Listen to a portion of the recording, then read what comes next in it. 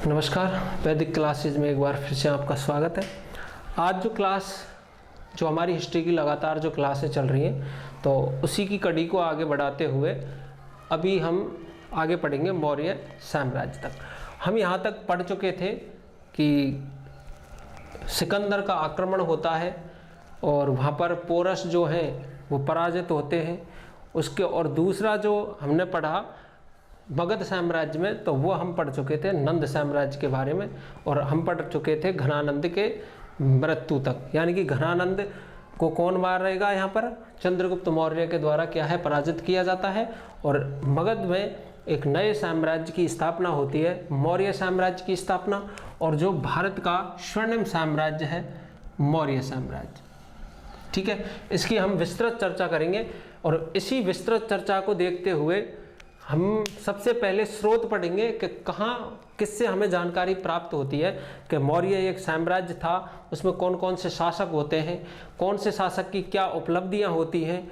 ठीक है, किन किन स्थापत्य कला को किस तरीके से आगे बढ़ाया जाता है, कहाँ पर वो अपने युद्ध अभियान चलाते हैं और क्या उनकी साम्राज्य विस्तार नीति रहती है। तो उन सब के बारे में हम विस्तृत चर्चा करेंगे और उसके जो स्रोत हैं, कहाँ से जिनकी हमें जानकारी प्राप्त होती है, तो वो एक एक करके देखेंगे। अगर साहित्यिक रूप को देखा जाए, वैसे एक बार जान लें कि मौर्य साम्राज्य जो है वो 323 ईसा पूर्व में, यानी कि ध्यान रहे 323 ईसा पूर्व में होता क्या है, इसी वक्त सिकंदर की मृत्यु भी होती है।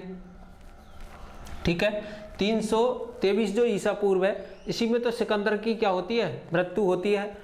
इसी में चंद्रगुप्त जो मौर्य है लगभग 322 में किसको पराजित कर देता है, नंद वंश को पराजित कर देता है, यानी घनानंद को पराजित कर देता है। और 323 में क्या करता है, स्थापना करता है मौर्य साम्राज्य की।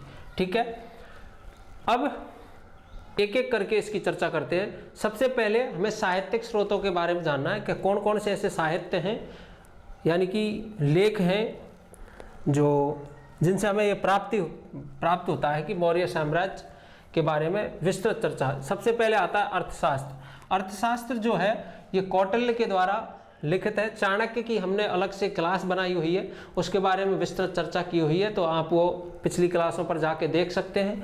और चाणक्य के द्वारा एक फेमस ग्रंथ लिखा जाता है जिसका नाम है अर्थशास्त्र। एक और भी लिखा जाता है जिसमें सुक्ति सूत्र उन्होंने दिए हैं। ठीक है, तो उन्होंने चर्चाएं की हैं कि व्यक्ति को किस प्रकार का होना चाहिए, ये है वो है। तो ये सारी जानकारियां कहाँ दी हुई हैं, अर्थशास्त्र में और सुक्ति सूत्र में। तो वो आप हमारी जो डिटेल जो कक्षा है चाणक्य की, तो उसमें आप देख सकते हैं। आगे आती है विशाख दत्त की मुद्रा राक्षस। इसमें भी हमें डिटेल में जानकारी मिलती है मौर्य साम्राज्य के बारे में। कथा सरित सागर जो है ये किसके द्वारा लिखित है भैया, ये है सोमदेव के द्वारा, यानी सोमदेव ने इसकी रचना की थी। इसमें भी हमें मौर्य साम्राज्य की जानकारी मिलती है। आगे आती है वहत्र कथा मंजरी।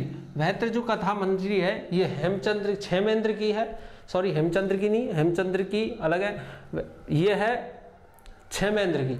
और क्षेमेंद्र ने भी जो मौर्य साम्राज्य है उसकी यहाँ पर विस्तृत चर्चा की है। महाभाष्य जो है ये पतंजलि का ग्रंथ है, और पतंजलि महाभाष्य जो है इसमें भी हमें मौर्य साम्राज्य की जानकारी मिलती है।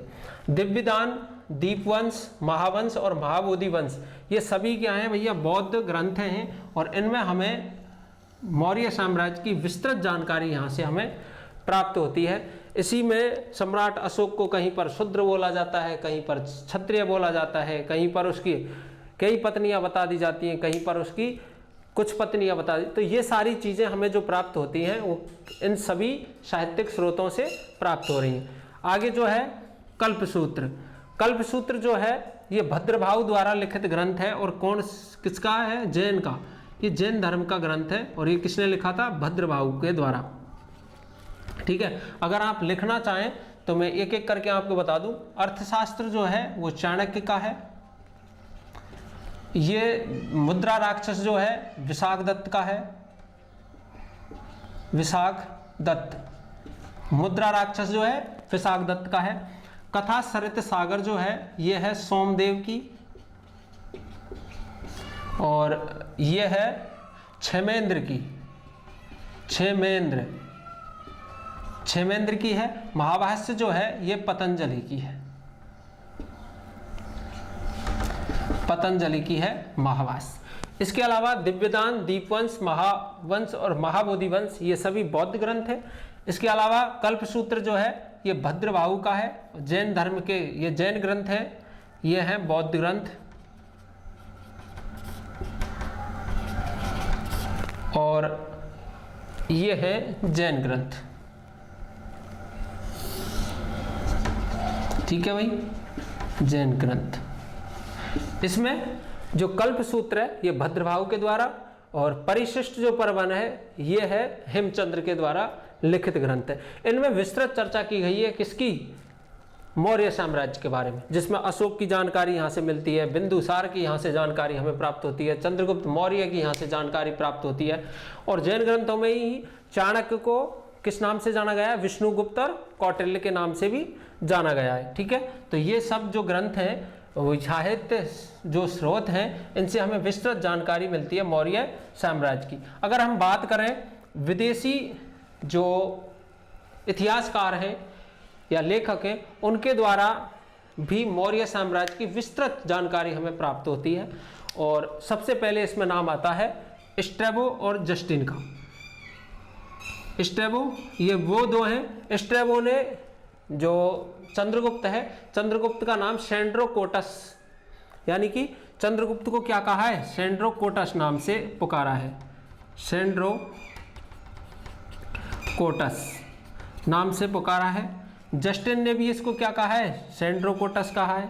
एरियन जो है, एरियन ने चंद्रगुप्त को कहा है एंड्रोकोटस,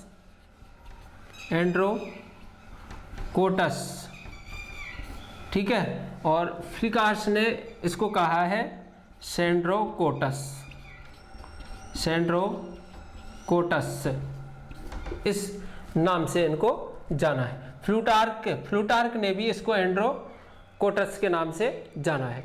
तो इतनी जानकारी हमें साहित्यिक स्रोत और विदेशी इतिहासकारों के द्वारा वर्णन से हमें प्राप्त होती है। आगे हम बात करते हैं विलियम जोन्स जो हैं, यानी सेंड्रोकोटस हैं। हमें ये सर्वप्रथम किसके द्वारा पता लगता है कि सेंड्रोकोटस जो है एंड्रोकोटस है, या सेंड्रोकोटस जो है यही चंद्रगुप्त मौर्य है। यानी चंद्रगुप्त मौर्य के ये नाम हैं किनके? विदेशी जो साहित्यकार हैं, इतिहासकार हैं, इनके द्वारा इनका नाम लिया जाता है किसका? चंद्रगुप्त मौर्य का। लेकिन किसने सर्वप्रथम बताया कि जो सेंड्रोकोटस है वही कौन है? चंद्रगुप्त मौर्य। तो इसमें सबसे पहले जो नाम पहचाना इनको, तो वो है विलियम जोन्स के द्वारा। विलियम जोन्स ने सेंड्रोकोटस को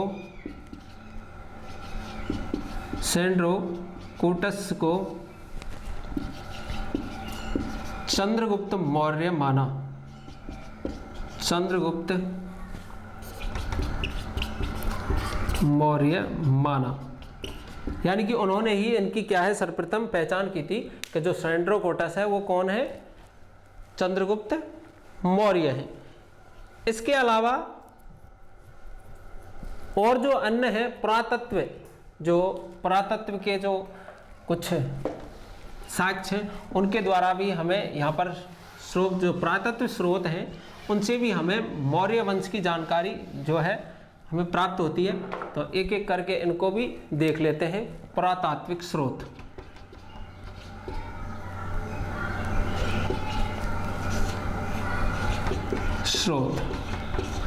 ठीक है, तो इनकी भी हम चर्चा एक साथ कर लेते हैं। तो देखो जो पुरातात्विक जो स्रोत हैं वो कौन कौन से? तो सर्वाधिक जो स्रोत हमें पुरातात्विक जो जैसे शिलालेख वगैरह जो प्राप्त होते हैं, तो सर्वाधिक जो शिलालेख हैं वो प्राप्त होते हैं सम्राट अशोक के। सम्राट अशोक जो है उसने स्वयं ने बहुत सारे क्या है शिलालेख खुदवाए, तो उनसे भी हमें क्या है मौर्य साम्राज्य की विस्तृत जानकारी प्राप्त होती है। और एक और आता है जो अन्य जो शकछत्रप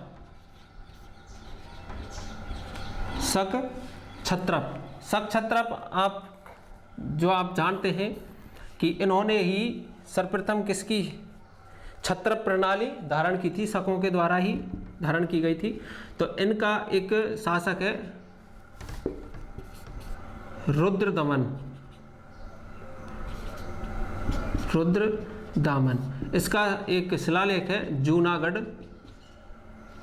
जूनागढ़ शिलालेख, ठीक है। तो जो रुद्रदमन का जूनागढ़ जो शिलालेख है उससे भी हमें मौर्य वंश की क्या है जानकारी प्राप्त होती है। इसके अलावा इस समय में जो प्रचलित आहत सिक्के, कौन से इस समय में प्रचलित आहत सिक्के जो हैं उनसे भी हमें मौर्य साम्राज्य की क्या है प्राप्त जानकारी होती है।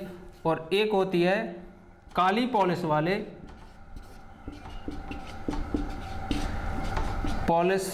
वाले मृद भांड,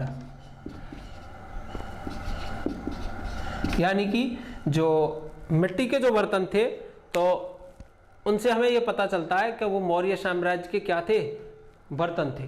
क्योंकि बाद में भी इनकी क्या है विस्तृत चर्चा की गई थी, यानी कि फर्स्ट में चंद्रगुप्त मौर्य से लेकर के और अंतिम वैद्यरथ यानी मौर्य वंश का जो अंतिम शासक वैद्यरथ आता है, तो वहाँ तक हमें इन सभी चीज़ों की जो जानकारी मिलती है वो इन सभी चीज़ों से हमें एक एक करके जानकारी प्राप्त होती है।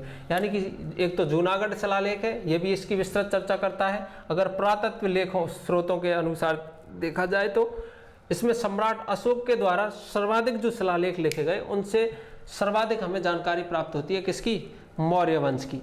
तो नेक्स्ट अगली जो क्लास है हमारी उसमें हम चर्चा करेंगे एक एक शासक के रूप में, और सबसे पहले जो चर्चा करने वाले हैं वो करेंगे हम चंद्रगुप्त मौर्य के बारे में। विस्तृत जानकारी प्राप्त करेंगे जिसकी सर्वाधिक जो चंद्रगुप्त मौर्य जो है उसकी सर्वाधिक जानकारी हमें अर्थशास्त्र से प्राप्त होती है, यानी कि जो चाणक्य का जो ग्रंथ है अर्थशास्त्र उससे हमें सर्वाधिक इसकी जानकारी प्राप्त होती है। क्योंकि इस ग्रंथ में चंद्रगुप्त का जो पर्सनल जीवन है उसके बारे में भी उसकी क्या है हमें चर्चा देखने को मिलती है, यानी कि उसके चरित्र के बारे में, उसके धीरे धीरे जो उसका विकास हुआ, चंद्रगुप्त मौर्य को किस तरीके से चाणक्य के द्वारा प्रशिक्षित किया जाता है, तो उन सभी की डिटेल रूपक जो जानकारी हमें प्राप्त होती है वो किससे होती है, अर्थशास्त्र से होती है। तो अगली जो क्लास है उसमें हम एक एक शासक की विस्तृत चर्चा करेंगे। और यदि आपको हिस्ट्री की क्लास अच्छी लग रही हो या समझ में आपको आ रहा हो तो आप अवश्य ही इस क्लास को शेयर और सब्सक्राइबर करें। इसके अलावा हमें कमेंट करके भी बताएं कि क्लासों में किस प्रकार की दिक्कतें आपको आ रही हैं, तो हम कोशिश करेंगे उसका सुधार किया जाए। इसके अलावा जो कंटेंट हम ले रहे हैं, मुझे लगता है कि मेरी जानकारी के अनुसार आपका सिंगल क्वेश्चन भी किसी भी प्रकार की एग्ज़ाम में नहीं छूट सकता। तो सारी चीज़ें जो हैं इसमें इन्वॉल्व हैं। तो आप लेकिन लें आप क्लास, हमारी जो शुरुआत से जो क्लास है वहीं से आप स्टार्ट करें, जो आपको डिटेल से जो हिस्ट्री है, इंडियन हिस्ट्री है, वो समझ में आ जाए। मैंने हिस्ट्री को 2 भागों में पार्ट किया है। सबसे पहले हम जो पढ़ रहे हैं वो प्रगोत वंश यानी मगध का प्रथम जो साम्राज्य स्थापित होता है प्रगोत वंश, उसके बाद में हर्यक वंश आता है, तो वहाँ से स्टार्ट किया है। और वहाँ से लेकर हम लगभग जो पढ़ने वाले हैं वो हम पढ़ेंगे लगभग 1192 तक का इतिहास, ठीक है। ये एक ही रील में पढ़ेंगे।